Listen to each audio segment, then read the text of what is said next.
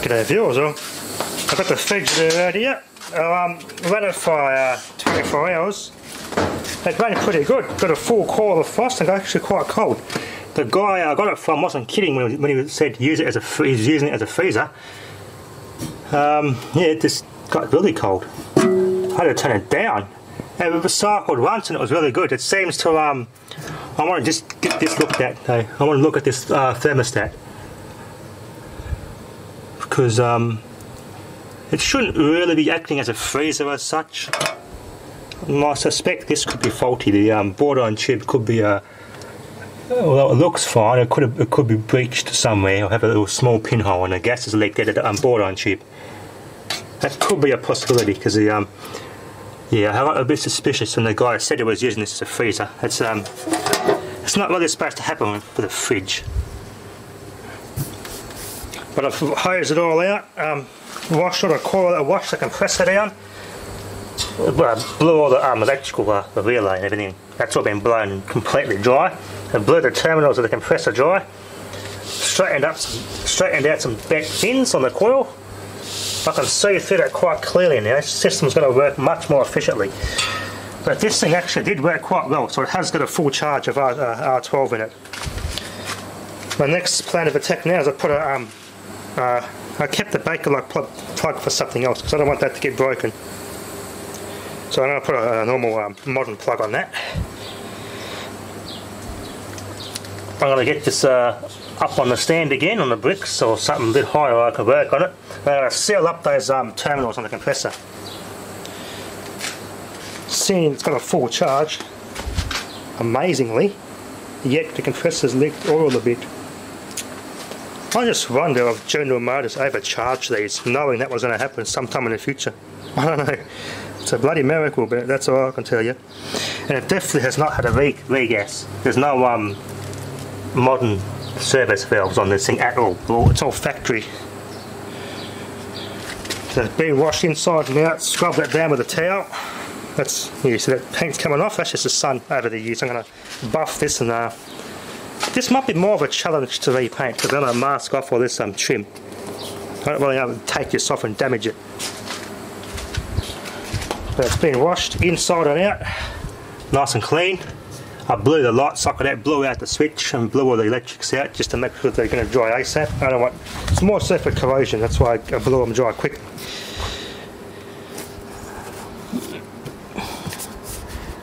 Anyway, that's all nice and clean. Let that completely dry out and they're going to yeah, I'm not going to use it for a couple of days, up to a week yet. I've got a guy, a retired Fridgie, he fixes up old fridges in his spare time now. He's got Calvinadas, Frigidaires, and he knows his old fridges inside and out. He's pretty much a technician to the day he dies. Although he's officially retired, but he does fix up old fridges for people. The options are this one. Obviously you can't get R12 in Australia anymore. If you get caught with a can, it's a $20,000 fine. So you might as well become a drug syndicate and get into less trouble. Or a drug lord, you'd be in less trouble. But our options here, we're going to get this filter dryer replaced. And that pipe work is going to be done properly. And it's going to make it so it's not prone to damage from vibration from running over long periods of time. So, the idiot who recharged at the gas last didn't care about that, and yeah, let's come to this. I mean, it did a good job fixing the pipe up here for the evaporator, that's about it, but over here, it just didn't care. Yeah, so it was working fine until I noticed it rubbed through a little bit and the pipe was a bit oily, so I stopped it straight away and I put some, I just put JB weld on that to strengthen it and to seal the system. I don't want crap getting in the system. But our options here, he's got something better. There's a much better retrofit replacement for R12 for these old fridges. All you gotta do is just change the oil out of the compressor, drain all the oil out and put the compatible oil in. And yeah, this fridge will be working much more efficiently. The gas they've got now, it's not MP66, it's something better than that. It's still legal and quite obtainable, it has a much less impact on the environment and the ozone layer, which keeps them happy, and that should keep us fridge collectors happy, because you can still get it for a long time to come. This is what according to my research. But yeah, all this pipe rub-through business is going to be taken care of, and this will be a good long-term fix. Once this is done, this should last for another 50, 60, 70, 80 years. It does a lot of repairs and replacements for the relays of these old fridges too, so if you ever come across another old fridge, or if the relay starts buggering up, he's got the perfect, proper, compatible replacement modern relays for these old compressors. So you're going to come next week sometime after I'm finished working. He'll look at this and assess it. He'll probably go take it to his workshop. He'll evacuate, recover the gas that remains in here, vac it all down, and just do a good thorough test inside for leaks to be on the safe side. Then we're going to go ahead and replace that filter dryer and fix up that damaged pipework. It's not a big issue, but it's a good thing it's in my hands, this fridge. This was someone else's fridge and they were using it. If I hadn't have bought this, and whoever bought this, if I didn't get it, would I kept using it, and it would have rubbed through and just ran with that gas oil and just wrecked it. So lucky it's in good hands here. He didn't say quite what the gas was. It's all I know is it's much better than R12, which a lot of people I've spoke with in the fridge business around here recommended. It's no big deal anyway. R12 is bad basically. So if you're an old fridge collector in Australia especially, don't be too upset if you can't get R12 no matter what, even if you are a fridge, because the eco-friendly replacements to have that's compatible with these old systems, it's a drop-in replacement, but it's called a retrofit because you've got to change the oil in the compressor. It's important to change the oil for this replacement refrigerant. It's the guy didn't say what it was. It's not R134A. It's something completely different, and I'll find out when the guy comes and looks at this what sort of refrigerant it is, and I'll get back to you on that. But it's not anything I've read on the fridge collector forums on the Facebook groups. It's something a bit different. It's locally acquired in Australia, but it's all I know, he said it's a much better alternative for these old fridges. All it requires is just an oil change for compatibility, because that's important. If you're doing this yourself, or if you don't know, and you just chuck any old gas in a fridge like this, what happens is when the oil is not compatible with the compressor, it actually the gas reacts with the oil, and the oil just turns to tar.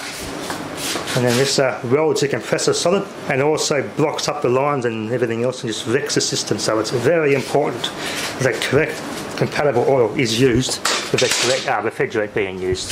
It's just because of the chemical compositions of the oil and the refrigerant gas. They've got to be compatible. That's the main reason. It's quite interesting when you look into it. But I'm going to get the guy to look at this fridge too, just to double check, because I don't know if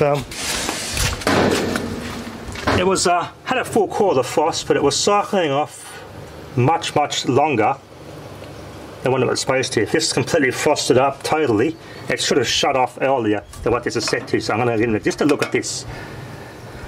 You might even have a compatible replacement, because this is a bit of a problematic thing what Frigidaire did here. In 1940 they fixed that sort of issue. This is prone to getting moisture in it, so I'll get this looked at and probably come up with a better solution, or put it external or something, or put it behind here or something.